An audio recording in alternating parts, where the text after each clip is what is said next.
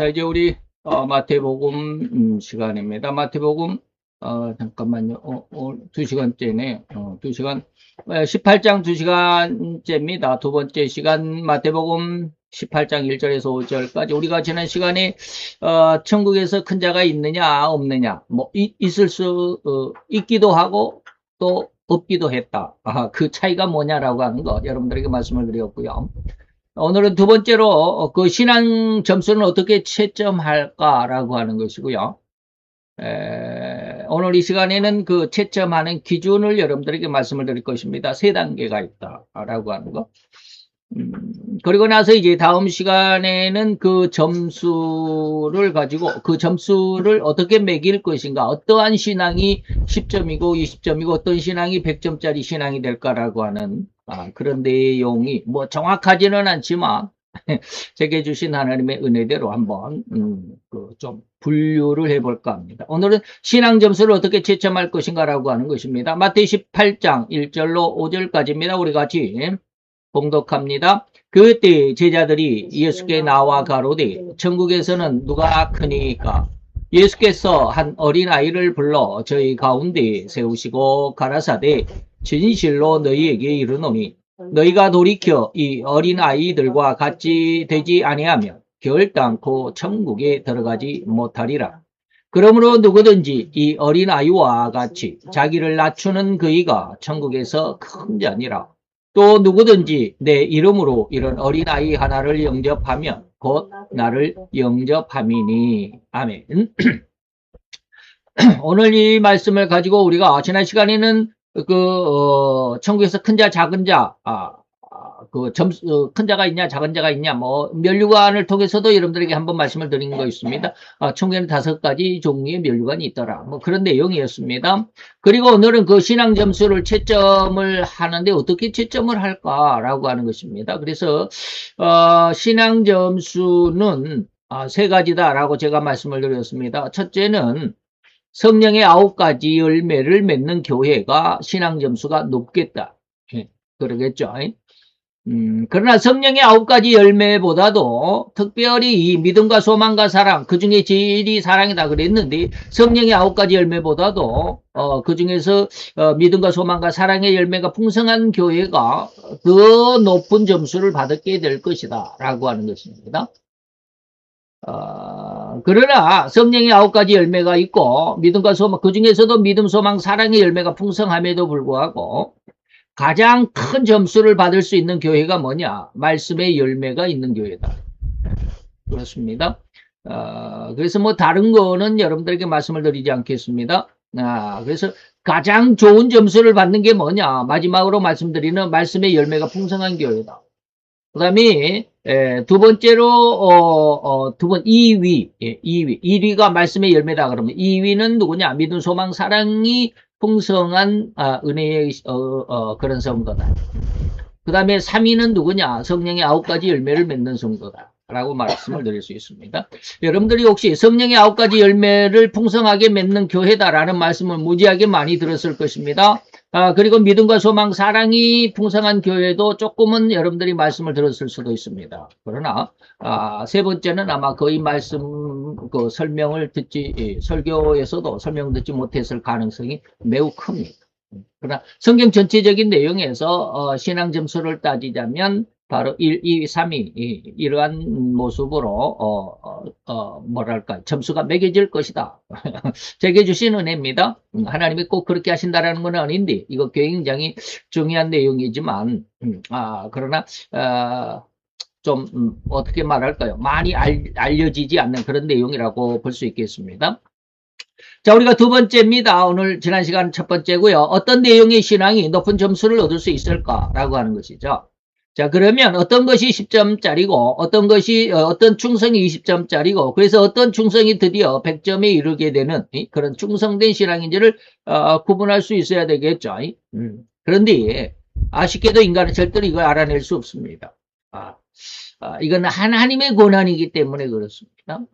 그래서 이제 대충 짐작을 해보자 이런 뜻입니다. 오늘 내일 시간은 짐작을 해보자. 성경 전체적인 내용을 보니까 이렇겠다라고 하는 것이 추정이 가능하다라는 그런 것입니다. 절대적인 것은 아닙니다. 그래서 예전에 제가 한번 그런 말씀도 드린 적이 있습니다.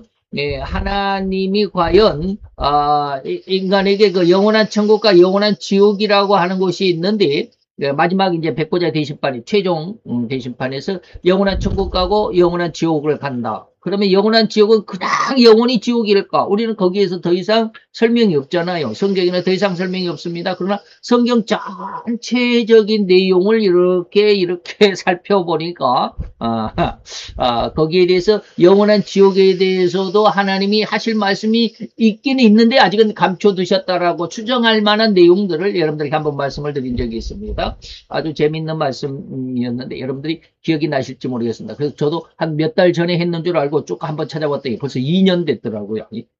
2년 전에 벌써 그런 설교를 했습니다. 지옥이 영원한 지옥일까? 아마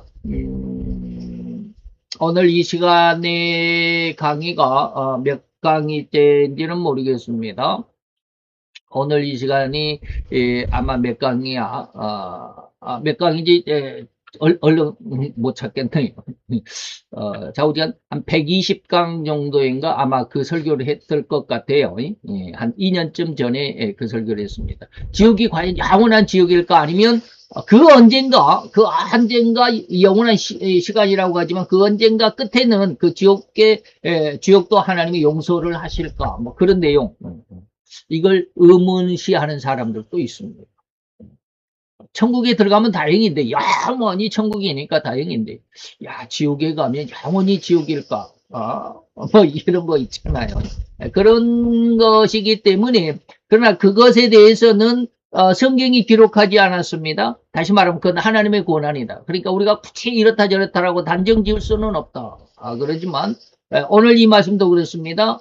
우리가 하나님 앞에 100점짜리 신앙이 될 건지 뭐 80점이 될 건지 10점이 될 건지는 우리가 알 수는 없습니다. 이건 절대적인 하나님의 권한이고 하나님이 쉽게 말하면 지난 시간처럼 말씀드리자면 지난 시간에 면류관을 줄 사람은 하나님이 주시는 거지 내게 그 면류관 나에게 주세요라고 말할 그리고 요구할 그런 자격도 그런 또 뭐라 그럴까 의무는 아니지만 그런 권리도 없다라는 거 여러분들이 이해를 하셨으면 좋겠습니다. 그게 바로 뭐냐 하나님의 권한이기 때문이다. 그러나 어렴풋이나마 알아낼 수 있는 길이 성경 전체적인 내용에서 그러니까 성경 전체를 많이 읽어봐야 되겠죠. 많이 읽어보고 기도 많이 하고 그 성경을 또 많이 공부해야 이것이 보입니다. 그렇지 않으면 절대로 안 보입니다. 그래서 이 성경 안에서 우리가 한 세 가지를 알아볼 수 있겠다라고 하는 것입니다. 그것은 뭐냐면 하나님 앞에 칭찬 들을 수 있는 교회, 우리는 성령의 9가지 열매를 풍성히 맺는 교회다라고 하는 것은 너무나도 많이 들었습니다. 이거는 성경에 이렇게 딱 나와 있기 때문입니다. 그래서 오직 성령의 열매는 사랑, 희락, 화평, 오래 참음, 자비, 양성과 충성 그리고 온유와 절제해서 9가지 제가 이렇게 파란 글씨로 아주 뭐라 그럴까 여러분들이 알아보기 쉽게 편안하게 알아보기 쉽게 번호를 매겨놨습니다. 9가지 이 열매입니다. 이걸 금지할 법이 없다. 그래서 그리스도 예수 안에 있는 사람들은 육체와 함께 그 정과 욕심을 십자가에 못 박았다. 자, 신자에게 성령 하나님의 은혜로 인한 신앙의 열매를 맺는다라는 것이 얼마나 축복인지 잘 아시리라 믿습니다. 왜냐하면 절대로 인간의 습성, 다시 말하면 인간은 완전히 죄성으로만 뭉쳐있기 때문이죠. 인간은 완전히 죄악 가운데 있을 수밖에 없는. 그래서 그가 아무리 뭐 신학을 하고 대학원을 하고 그리고 뭐 신학 유학을 하고 그래가지고 석사를 하고 신학 박사를 했다 할지라도 죄성은 없어지지 않는다. 손톱 하나, 손톱만큼도 코딱지만큼도 죄성은 건드릴 수가 없습니다. 박사학위를 가졌다고 해서 죄성이 없어진 게 아니다. 그래서 이런 죄성으로만 뭉쳐졌다라고 밖에 할 수 없는 그렇다라고 할 수밖에 없는 인간이 이 본성 또는 이것을 죄성이라고 제가 누차에 말씀을 드렸습니다. 절대로 하나님의 영광을 올바로 드러낼 수조차 없다. 맺을 수도 없을 뿐이기 때문이다. 맺을 수도 없고 드러낼 수도 없다. 그래서 세계적인 신학과 제가 언젠가 한번 말씀드렸죠. 몇 주 전에 저도 신학교를 다닐 때 정말로 세계적인 그 신학 박사, 미국의 페이스 신학인지, 거기에 가서, 조금 공부를 해보고 싶다라는 그런, 욕망도 있었지만, 요즘에는 그분에게, 공부를 안 했던 것이 천만다행이다라고 할 정도로, 굉장히 잘못되어 있는, 그런 지금, 그런 세계적인 신학 박사도, 그렇게 잘못된다. 그렇기 때문에 그런 어떤 신학적인 그리고 또 목회학, 설교학, 뭐 성경학 뭐 이런 것들 아무리 공부를 해도 그것은 하나님에 대한 그 신앙에 도움은 될지언정 죄성은 절대로 건드리지도 못한다라는 것입니다. 이걸 철저하게 이해할 수 있어야 됩니다. 그래서 신학과 신앙은 절대 다른 것, 별개의 것이다라는 것을 이해할 수 있어야 됩니다. 우리는 그냥 신앙과 신학을 하나로 봐가지고 신학이 더 높으면 다시 말하면 신학대학보다는 신학대학원보다는 뭐 외국에 가서 어떤 신학에서, 외국 유학을 해가지고 뭐 신학 석사를 했다네, 신학 박사를 했다네, 이러면 좀 저절로 고개가 숙여지고, 네. 그런 사람들이 또 우리 신앙계 속에서, 많은 또, 큰 일을 하기는 하지만 말이죠. 예. 좌우지간 그렇습니다. 그래서 신앙에 올바른 사람을 볼 수 있는 눈이 거의 없다. 참 안타까운 일인데. 자, 그러나 진실로 하나님이 가장 원하시고 기뻐하시고 선히 여기실 수 있는 신앙의 열매로 오로지 성령 하나님의 인도하심에 의한 열매일 뿐이라고 우리는 해석할 수 있어야 됩니다. 이건 신학을 해서 이러한 성령의 9가지 열매를 맺는 게 아니다. 이것은 뭐다? 신앙일 뿐이다. 신앙일 뿐이다. 그래서 이 성령의 9가지 열매들의 그 특징들을, 그 내용들을 하나씩 들춰가면서 그 의도를 알아보도록 하겠습니다 했는데 이거 9가지를 하나하나 다 이야기하자면 끝도 없습니다. 오늘 지금 사랑 이거 하나만 지금 이야기를 하는데 사랑 하나만을 이야기를 하는데도 제가 중간중간 막 뺄 겁니다. 너무 원고가 길어요. 하나만 이야기하는데도 너무 시간이 많이 갈 것 같으니까 좌우지간 오늘 이 9가지 열매를 지금 사랑이라고 하는 것에 대해서만 여러분들에게 말씀을 드리지만 이거 다 하는 것입니다. 사랑에는 뭐 4가지 사랑이 있다. 이거 아시잖아요. 그것에 대해서 이야기하지만 나머지 성령의 열매들도 역시 마찬가지다라고 하는 것을 이해하시고 대표적으로 들으시기 바랍니다. 자, 이러한 하나님의 은혜를 생각할 때 가장 먼저 기억해야만 하는 가장 중요한 한 가지가 있습니다. 잊어서도 안 되는 것이라고 해도 절대 과언은 아닙니다. 다시 말하면 그게 뭐냐면 우리 인간의 생각을 좀 버리자라고 하는 것입니다. 제가 방금 이야기를 했습니다. 인간은 아무리 신학을 하고 신학대학원을 하고 유학을 하고 뭐 신학 석사를 하고 신학 박사를 해도 다 죄성이다. 죄는 결코 눈꽃만큼도 코딱지만큼도 건드리지도 못한다. 건드릴 수조차도 없다라고 하는 말씀을 절대로 여러분들 기억하셔야 됩니다. 다시 말하면 인간의 생각은 신학을 하면 좀 더 하나님 앞에 가까이 갈 수 있고 좀 더 하나님께서 뭐 신학대학을 졸업한 사람보다는 신학대학원을 졸업한 사람의 기도를 좀 더 잘 들어주실 것 같고 말이죠. 좀 그런 생각을 가지고 있잖아요. 우리 인간은 전부 다 그렇습니다. 그런데 지금 이사야서 55장 8절로 9절은 하나님이 그러한 생각은 절대로 제지하십니다. 그런 생각을 하지 마라 이런 뜻입니다. 자, 하나님이 뭐라고 그러시냐면 여호와의 말씀이 내 생각은 너희 생각과 다르다. 절대로 다르다. 우리 인간의 생각으로 하나님을 이렇게 해석하거나 하나님을 이렇게 저렇게 단정 짓거나 해서는 안 된다라는 것입니다. 인간은 절대로 생각할 수가 없습니다. 제가 어저께 새벽에 잠깐 이제 출근하기 전에 일어나서 한 30분, 40분 정도 기도를 하고 출근을 하는데 제 나름대로는 어마어마한 것을 하나님이 깨닫게 하셨습니다. 굉장히 기분이 좋았어요.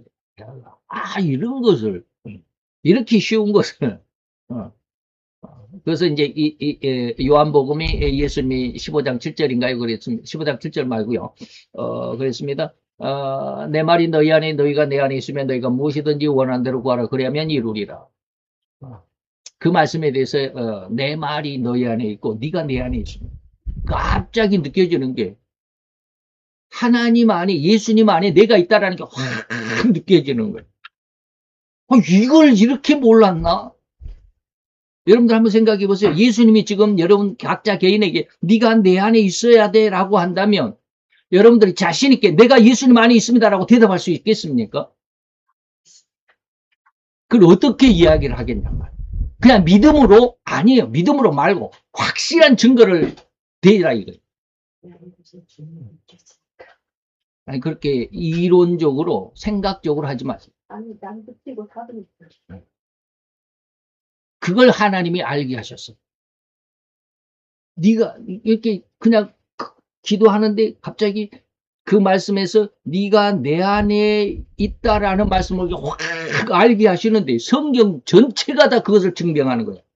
이건 빼박 증거예요. 우리가 흔히 말해서 시쳇말로 말하면 빼박 증거예요. 성경 속에 그것이 있었어요. 근데 나는 그걸 몰랐어요. 지금까지. 네가 내 안에 있어. 그런데 이거는 정말 하나님도 부인할 수 없을 정도.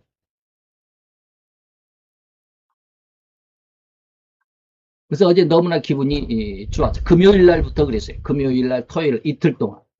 좌우지간 그랬습니다. 그 이야기는 내가 다음에 해드리겠습니다. 아주 적인데 그러니까 여기서 지금 하나님 뭐라고 하냐면 하나님인 내가 지금 생각하는 것과 너희들이 생각하는 것과는 전혀 다르다. 얼마만큼 다르냐? 얼마만큼 다르냐고 그러면 하늘이 땅보다 높은 같이 다르다. 이게 천지 차이다 이 말입니다. 하나님은 나는 지금 하늘을 생각하고 있는데 너희는 지금 땅을 생각하고 있어 이 말입니다. 근데 그것은 땅에서는 절대로 하늘을 알아볼 수 없습니다. 그리고 내 길은 너희 길과 다르다. 그래서 내 길은 너희 길보다 높은데 다시 말하면 나는 하늘을 거니는 그러한 길인데 너희는 지금 땅에서 땅을 밟고 다니는 그러한 상황 속에서는 하늘에서 다니는 그 길이 무슨 길인지 이해조차 못해. 내 생각은 너희 생각보다 높다라고 이렇게 말합니다. 굉장한 은혜입니다. 하나님의 이 말씀을 이해할 수 있어야 됩니다. 다시 말하면 겸손해야 된다 이런 뜻입니다. 네. 우리의 생각 가지고는 신학을 하고 뭐 신학 석사를 하고 신학 박사를 해도 하나님의 뜻을 알 수가 없습니다. 도움은 됩니다. 도움은 됩니다. 일반 뭐 학문을 하는 것보다 도움은 됩니다. 자, 곧 우리는 하나님의 말씀을 대할 때 간혹 인간적인 지성 그리고 인간적인 어떤 해석의 방법을 가지고 여전히 하나님의 말씀을 대하는 경향이 매우 짙습니다. 그렇죠? 거의 전체적입니다. 하나님을 하나님으로 인정해드리지 못합니다. 이게 주기도문의 첫 마디입니다. 하늘에 계신 우리 아버지. 하늘에 계시지. 우리 아버지, 우리가 신앙을 하니까 하나님 아버지. 하나님을 아버지라고 내가 부르고 그 하나님을 하늘에 계시다라는 거 인식은 합니다. 인식은 합니다. 근데 그 말 뜻에 내가 동참하지를 못합니다.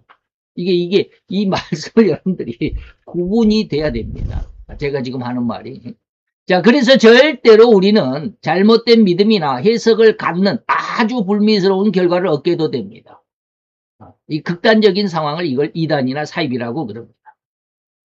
그러나 우리 정통적인 신앙 안에서도 이러한 일들이 거의 부지기수입니다. 그래서 인간은 절대로 죄성을 벗어나지 못한다는 것을 절대로 잊지 말라. 그 신앙의 철칙이다. 첫 번째 기준이다라고 제가 늘 강조하는 말이 바로 이런 말씀 때문에 그렇습니다. 인간은 결코 하나님을 깨달을 수 없습니다. 하나님이 은혜를 주시는 그 부분만 살짝 알 뿐이다. 자, 그래서 이제 첫 번째로 나온 이 사랑에 대해서 뭐 9가지 열매지만 한 가지씩 이야기했다가는 시간이 없으니까 사랑에 대해서만 오늘도 이게 사랑이 이렇게 굉장히 깁니다. 그렇지만 살짝 빼가면서 한번 봅시다. 자, 우리나라 대한민국의 사상에서는 사랑이라는 단어는 하나밖에 없습니다. 그러죠? 의미가 사랑이라는 건 모든 것을 다 사랑. 내가 내 아들을 사랑하는 것도 사랑이고 내 아내를 사랑하는 것도 사랑이고 내가 내 뭐 친구들을 사랑하는 것도 사랑이고 다 똑같은 사랑이잖아요. 그러나 원어에서는 그 의미가 다르다라는 건 너무나도 잘 아시죠? 그래서 부모와 자식 간의 사랑도 그리고 이성 간의 사랑도 그리고 스승과 제자, 사제지 간의 사랑도 또한 모든 관계에서 나타날 수 있는 이 사랑과 관계를 우리는 모두 다 사랑이라고 한 단어 속에 포함시켜 버립니다. 그래서 이제 어떤 사람이 우리는 잘 혼돈할 수밖에 없다. 그래서 처음에 교회에 들어온 아주 생초보 신자들에게는 이 사랑이라는 단어가 매우 생소하게 들려질 뿐. 우리는 그냥 사랑 그러면 남녀간의 사랑을 거의 그것만 생각합니다. 부자지간의 사랑, 부모와 자식 간의 이런 사랑만으로 사랑을 거의 의식화되어 있습니다. 우리나라에는 사랑이란 단어가 하나밖에 없으니까 의미를 갖는 사랑이란 그 뜻이 아닙니다. 우리나라는 소리 문자입니다. 그래서 표음 문자라고 그럽니다. 음을 표시한다. 그러나 우리나라의 대부분의 단어들은 어디에서 왔습니까? 그 한문에서 왔습니다. 한문은 표의 문자입니다. 뜻이 들어있다. 의가 뜻의자입니다. 그래서 일요일 그러면 날일자를 써가지고 이것은 태양의 날이다. 월요일 그러면 달의 날이다. 화요일 그러면 불의 날이다. 이렇게 어떤 의미를 가지고 있습니다. 그러나 우리나라 말은 표음, 소리 문자이기 때문에 뜻이 담겨 있지 않습니다. 그래서 사랑 그러면 그냥 사랑 하나만 생각한다 이 말입니다. 그러나 원어에는 그렇지 않다라고 하는 것이죠. 자, 그래서 생초보들이 저도 처음에 교회에 들어왔을 때 사랑이란 말에 대해서 굉장히 거부감이 많았습니다. 사랑 그러면 이성 간의 사랑만 생각하고 있는데 갑자기 교회 안에 들어오니까 청년들이 그냥 막 사랑한다 그러니까 뭔 소리야. 굉장히 혼돈스러워. 역시 우리나라의 그런 어떤 감정을 가지고 외국 요즘에는 이제 뭐 글로벌화 세계화가 됐으니까 뭐 많이 이렇게 뭐라 그럴까 좀 넓혀져 있기는 하지만 옛날에 우리나라 옛날에 60년대 제가 이제 60년생이지만 그 60년대 그때쯤 60년 70년대쯤에 우리나라 사람들이 미국에 간다거나 그러면 굉장히 혼돈했다 그럽니다. 왜? 미국에서는 이미 뭐 남녀간에 이렇게 볼 뽀뽀한다 그러잖아요. 볼을 서로 오랜만에 만나면 볼을 비비고 이렇게 하는 거. 근데 우리나라 사람들 그런 걸 전혀 해본 적이 없기 때문에 그렇게 막 그렇게 사랑한다고 이렇게 볼 뽀뽀를 하고 그러면 진짜로 사랑하는 그런 느낌을 감정을 갖게 돼가지고 굉장히 곤란한 그런 상황이 많이 있었다고 그럽니다. 바로 이런 것이죠. 자, 그런데 대부분 교회 안에서 사랑, 그것도 청년부에서 늘 쓰는 말은 그래서 이러한 사랑을 혼돈하지 않게 하기 위해서 그리스도 안에서 사랑한다라는 그리스도 안이라는 말을 많이 붙였습니다. 거의 절대적으로 초신자들은 이성적으로 받아들이기 때문이었습니다. 그래서 종종 어설픈 상황, 잘못된 그런 감정들을 가지게 되는 그런 상황, 이런 것을 많이 만들어내기도 했습니다. 요즘도 역시 마찬가지 남자들의 감정과 여자들의 감정이 전혀 다르다고 그러잖아요. 전혀 느낌이 다릅니다. 느끼는 그 느낌이 하나의 어떤 상황 속에서도 그 느낌이 다릅니다. 자, 그래서 이렇듯 인간의 생각과 하나님의 생각은 남녀 간의 생각이 그렇게 다른 것처럼 또 하나님의 생각과 인간의 생각 자체가 이렇게 천지 차이다라고 하는 거 우리가 이해할 수 있어야 됩니다. 자, 원어에서는 사랑이라는 단어가 4가지가 있습니다. 이거 쭉쭉쭉 읽어가겠습니다. 여러분들이 다 아시는 거니까. 무조건적 사랑인 아가페가 있고 형제나 친구 간의 우정, 이것은 필로스라고 그럽니다. 또 학문을 사랑한다. 나는 뭐 배우는 게 좋다. 뭐 이런 것들 있죠. 그래서 학문에 대해서 애착적인 사랑은 에피투미아라고 문학적인 뭐 예술적인 뭐 이런 거 있습니다. 그리고 남녀 간의 사랑은 에로스라고 이렇게 말합니다. 이렇게 해서 서로 그 내용이 좀 다르죠. 그래서 우리는 아가페라고 하는 사랑, 이것을 무조건적인 사랑이다라고 이렇게 말하죠. 이 무조건적이란 말 자체 속에서 우리는 시해할 수 있듯이 그냥 이것은 뭡니까? 사랑만 주는 겁니다. 그래서 제가 요즘에 우리 딸내미가 강아지를 키우고 있을 때 강아지 모습을 이렇게 보면서 야 저것이 아가페적인 사랑이 아닐까 뭐 그렇다라는 것은 아니지만 걔를 사랑하는 게 아가페 사랑이라고 말하는 건 아니지만 무슨 내용이냐면 이 개는 그 주인이 자기를 좋아하든 자기를 막 욕하든 주인만 보면 꼬랑지를 흔들고 그래서 사람이 개를 좋아하지 않나. 그래서 그런 어떤 이 부자지간의 부자지간의 윤리적인 관계를 모르는 사람들에게는 뭐라고 그럽니까? 개만 또 못한 놈들 그러잖아요. 개는 그만큼 그 주인에 대한 쉽게 말하면 충성이라고 그러잖아요. 충성도. 자기를 좋아하건 뭐 막 저리 가 하고 그냥 막 욕하고 야단치고 이 매를 막 집어 던지고 그래도 다음에 또 보면 걔는 또 그냥 그렇게 꼬랑지 흔들고 살랑살랑거리고 또 주인을 좋아한다. 하나님이 그러지 않을까? 하나님이 저런 모습을 좋아하지 않을까라는 생각을 저는 가끔 해봅니다. 강아지 꼬리 흔드는 걸 보고, 야, 하나님이 우리가 정말 강아지가 주인을 좋아하는 것처럼 반기고 그러는 것처럼 우리가 매번 뭐 어떤 상황에 있어든지 하나님을 기뻐하고 즐거워하고 우리가 뭐 성공한 삶 속에서라든지 우리가 실패하고 좌절 속에 그냥 뭐 다 인생의 나락에 그냥 처박혀 있든지 그런 상황이라 할지라도 하나님만 생각하면 그냥 꼬랑지를 막 흔들고 있으면 얼마나 하나님이 기뻐할까. 근데 우리는 감정이 있기 때문에 물론 개들도 감정이 있지만 그런 감정은 아닙니다. 하나님의 형상과 모양에 닮은 이 감정이 있기 때문에. 근데 어떤 학자들은 감정이라는 걸 인정을 안 하는 학자들이 많아요. 감정이라는 게 있을 수 없다. 뭔 말로 하는지 모르지만 자꾸가 인간에게는 감정이라는 게 있기 때문에 이 하나님에 대해서 내가 기쁠 때 하나님을 사랑하고 내가 정말로 인생의 나락에 처박혀 있을 때 하나님을 사랑한다라는 말과는 천지차이입니다. 잘 안 됩니다. 그럼에도 불구하고 강아지가 주인 앞에서 그렇게 꼬랑지를 흔드는 그런 모습처럼 우리가 하나님을 그렇게 막 시종여일하게 하나님을 사랑한다라고 하나님에 대한 그 신앙을 뭐 이렇게 흔들리지 않는다면 하나님은 얼마나 우리를 사랑할까 그런 생각을 간혹 해보기도 합니다.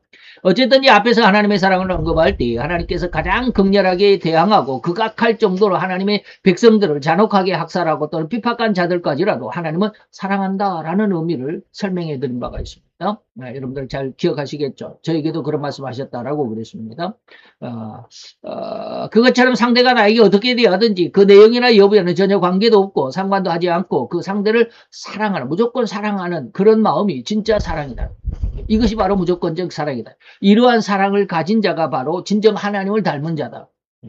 그래서 하나님이 이러한 사랑을 무조건적, 다른 사랑을 하는 사랑의 뭐랄까 대가, 값, 상급도 크겠지만 무조건적인 사랑을 하는 자들에게는 사랑이 모든 것을 다 모든 죄를 덮느니라. 사랑이 최고다라고 이렇게 말한 적도 있습니다. 자, 그런 하나님의 형상을 닮아서 인간에게 바로 그 마음속에 인간의 마음속에 이 사랑을 주셨는데 인간에게 이런 사랑은 부모가 자녀를 사랑하는 마음에서 조금은 나타났다. 어떤 예표적인 것으로 나타나기는 했습니다. 물론 일부는 그렇지 않은 결과도 있지만 부모가 자녀를 그렇게 학대하는 경우도 있지만 그런 것은 놔두고 인간으로서 사랑은 거의 모든 면에서 상대가 나를 공격하고 핍박하고 욕하고 얼굴을 붉히면서 대드는 상황에서 어떻게 그 상대를 사랑할 수 있겠나. 인간은 절대로 이 감정이라고 조금 전에 말씀드렸습니다. 그렇기 때문에 이 강아지처럼 주인이 나에게 빵을 주건 또는 뭐 돌멩이를 던지건 어쨌든지 간에 다음에 또 보면 꼴랑지를 살랑살랑 흔드는 그런 모습이 돼야 되는데 인간은 그러지 않습니다. 내가 기분 나쁘면 상대가 나에게 기분 나쁘게 하면 또 그렇게 기분 나쁘게 또 말이 나갈 수밖에 없죠. 그래서 어제도 이제 저희들 토요일이지만 근무를 나갔는데 저희 회사 앞에다가 차를 주차하기를 아저씨 여기다 차를 주차하시면 안 됩니다. 차가 드나들어야 되기 때문에 딴 데다 좀 하시죠. 그러니까 막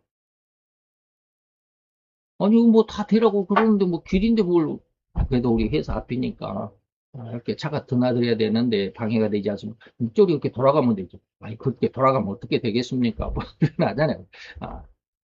그래서 그렇게 말씀하지 마시고 딴 데 좀 찾아보세요. 딴 데 될 데가 없다.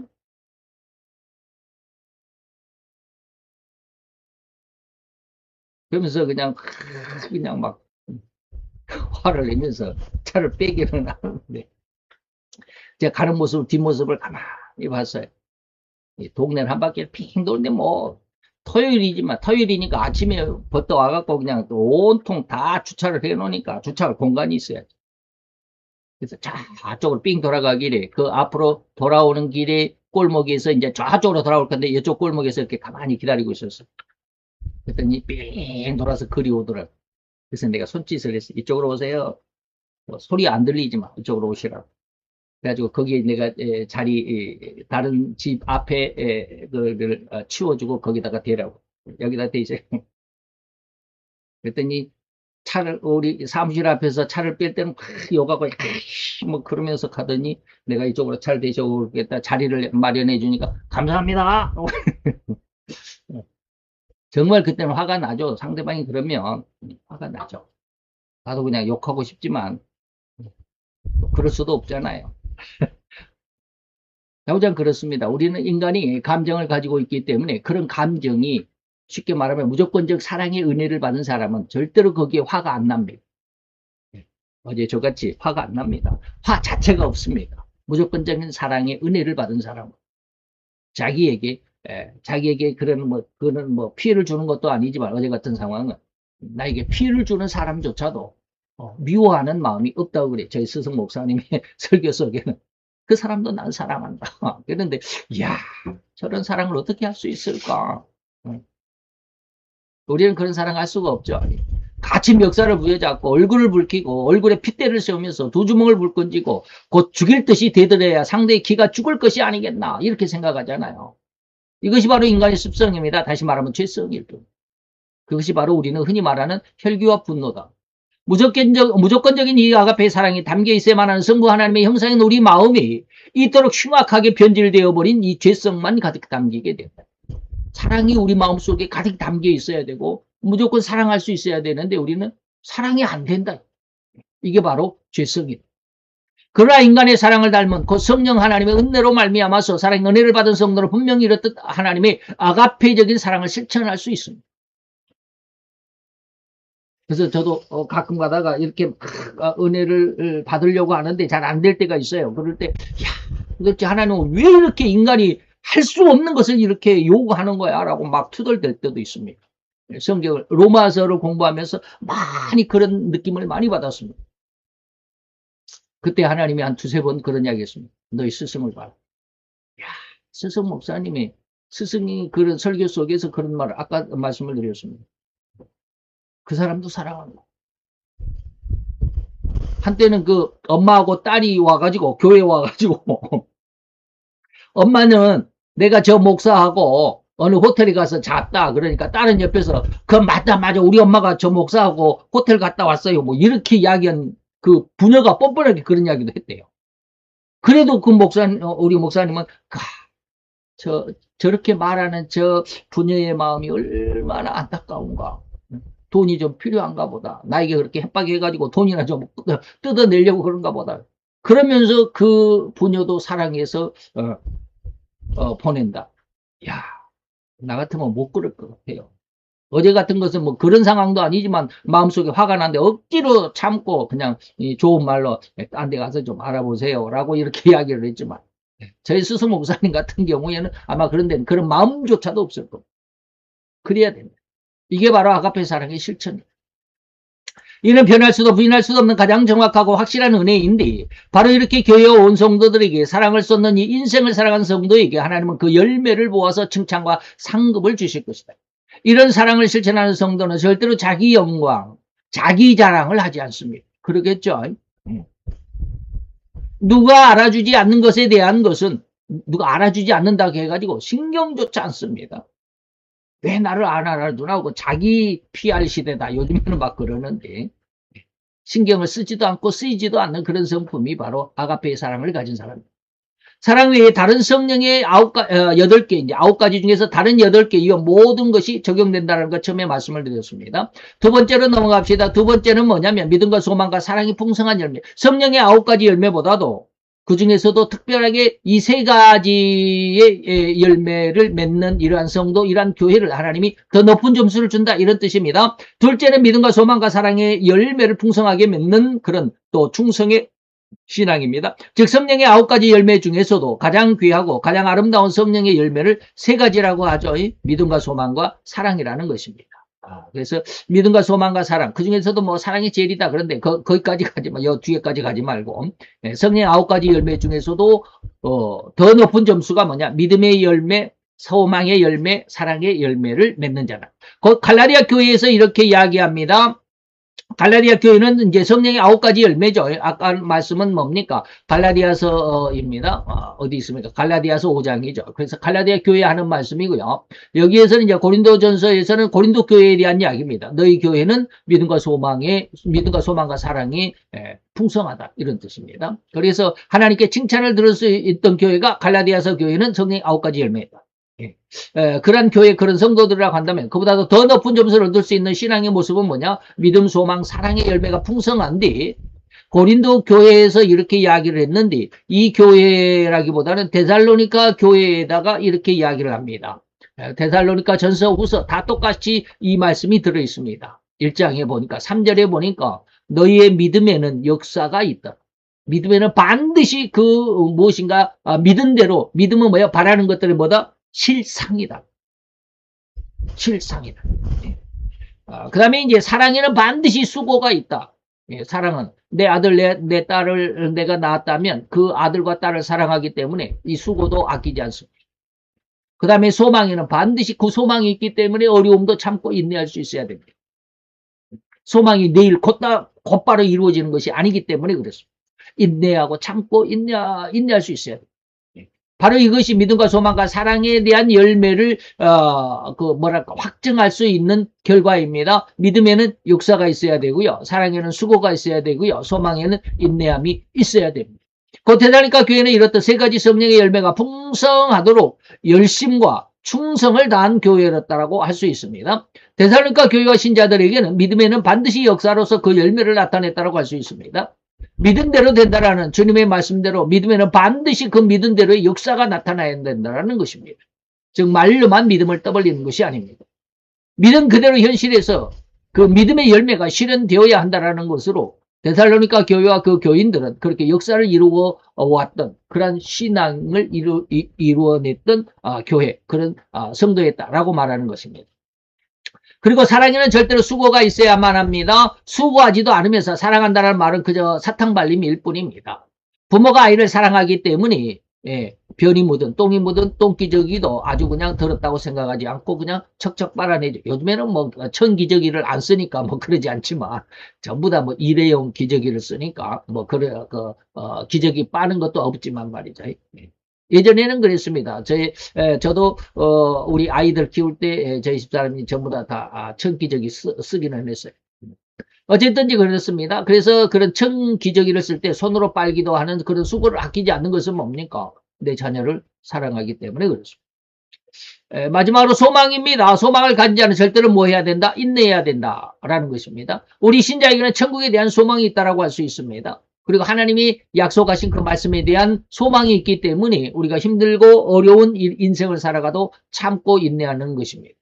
자, 그러면 천국을 기대하면서 소망하면서 육신의 삶을 살아가는 동안 이러저러한 여러 가지 잡다한 혹 갖가지의 신앙을 좀먹는 우리 신앙을 굴복시키고자 하는 갖가지 방해와 공작이 있다 할지라도 절대로 이 신앙에서 떠나지 않는 끈질긴 믿음의 끈, 이것이 바로 뭐다? 인내다라고 말하는 것입니다. 바로 이러한 믿음에는 역사와 또 사랑에는 수고와 소망에는 인내로 많은 열매를 맺고 있던 교회와 성도들이 바로 데살로니가 교회와 또 그 교회의 신자들이었다라고 하는 것입니다. 그래서 행함이 있는 믿음이다, 이런 뜻이 되겠죠. 마지막 세 번째로 봅시다. 세 번째는 말씀의 열매가 풍성한 교회와 성도가 최고의 점수를 받는다. 우리는 사랑이 제일이다. 믿음과 소망과 사랑 중에 사랑이 제일이다. 그러니까 사랑이 제일인 것 같잖아요. 그런데 사랑이 제일이다. 그런데 그 제일보다도 조금 더 제일이 뭐냐? 말씀의 은혜다라고 이렇게 말할 수 있습니다. 마지막 셋째는 뭐냐? 바로 말씀인데 성경 공부입니다. 그래서 사도행전 17장 11절에 보니까 베레아 교회 사람들이죠. 베레아의 사람들. 그런데 베레아 교회 사람들은 데살로니가에 있는 사람보다 더 신사적, 더 높은 점수를 받았다, 이런 뜻입니다. 데살로니가 교회는 뭡니까? 데살로니가에 있는 사람은 뭡니까? 데살로니가 교회와 교회 신자들이라는 뜻입니다. 믿음과 소망과 사랑의 열매가 풍성했던 교회가 바로 데살로니가 교회죠. 근데 이 데살로니가 교회보다도 더 신사적이다, 이 말은 더 높은 점수를 받았다, 이런 뜻입니다. 그래서 설교를 들을 때 간절한 마음으로 이 말씀을 받았다. 그리고 나서 정말로 그 말씀이 진짜인가라고 날마다 성경을 또한 상고하더라. 계속 성경 말씀을 주절거리면서 외우더라, 이런 뜻입니다. 그 말씀을 되뇌이고 정말 그런가? 하나님 앞에 또 기도해보고 말씀을 붙잡고 기도해보고 말씀을 붙잡고 말씀의 은혜를 깨닫게 해달라고 하나님 앞에 간절히 간구하는 이러한 은혜가 정말로 베레아 교회 성도들에게 이런 모습이 있어가지고 데살로니가 교회보다도 더 큰, 쉽게 말하면 더 높은 점수를 받았다, 이런 뜻입니다. 즉 성령의 9가지 열매를 풍성하게 맺었던 갈라디아 교회와 신자들보다도 좀 더 높은 점수를 얻었던 교회와 신자를 우리는 데살로니가 교회와 성도라고 할 수 있을 것이고, 마지막으로 그런 믿음과 소망과 사랑의 열매를 풍성하게 맺었던 데살로니가 교인들보다도 더 칭찬을 들어야만 했던 이것도 교인보다도 칭찬을 더 들어야만 했던 교회와 신자가 바로 뭐다? 베레아 교회와 신자들이었다라고 하는 것입니다. 그 베레아 교회의 교인들은 데살로니가 교회의 교인들보다도 더욱더 신사적이라는 말로 칭찬을 들었는데, 그 이유는 성경을 사모하는 마음이 있었기 때문입니다.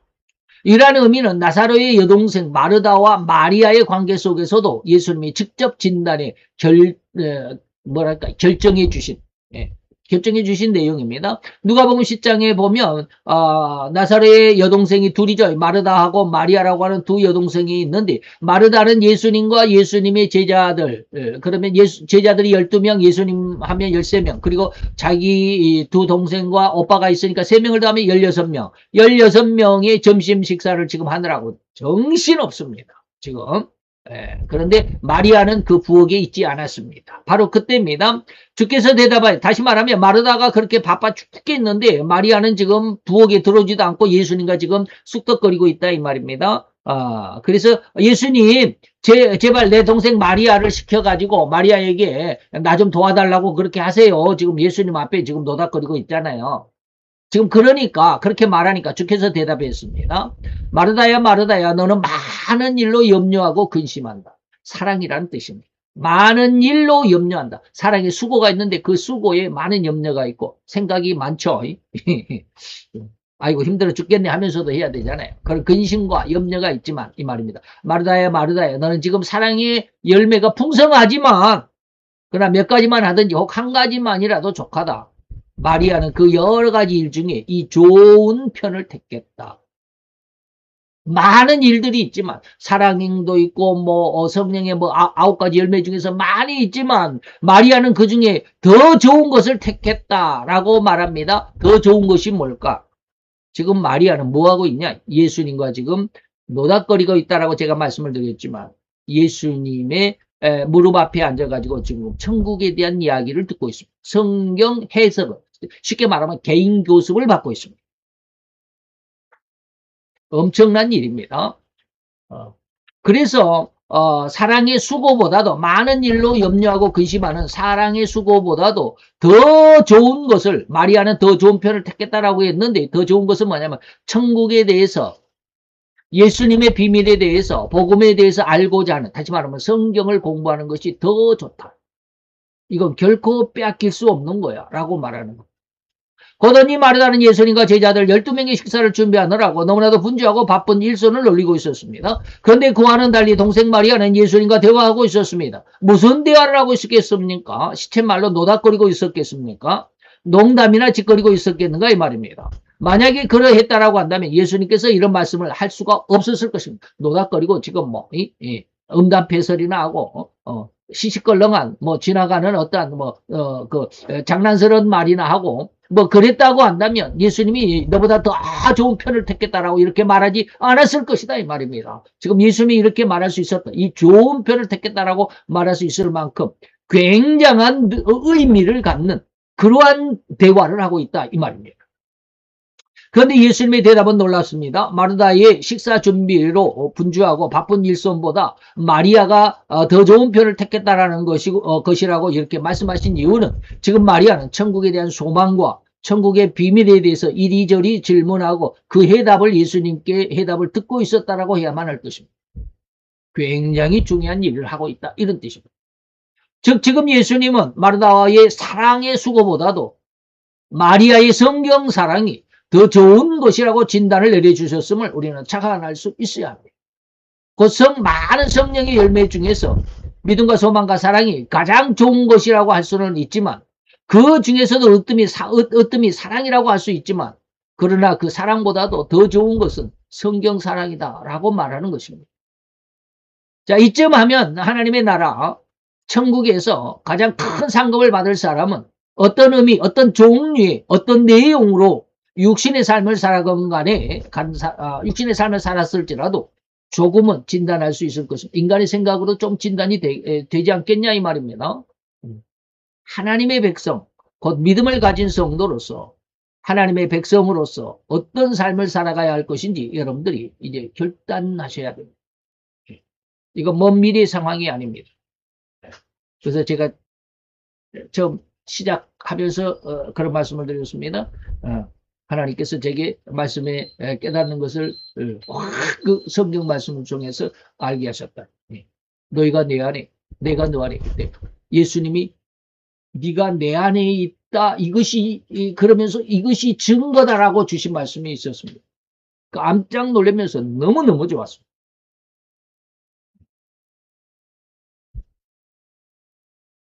우리가 그것을 손에 들고 있으면서도 몰랐어. 이게 뭔지를 몰랐어. 너무 많이 이 손에 들고 있고 손에 들고 있으면서 또 그걸 가지고 많이 놀고 있었으면서도 불구하고 그게 뭔 줄은 미처 몰랐다.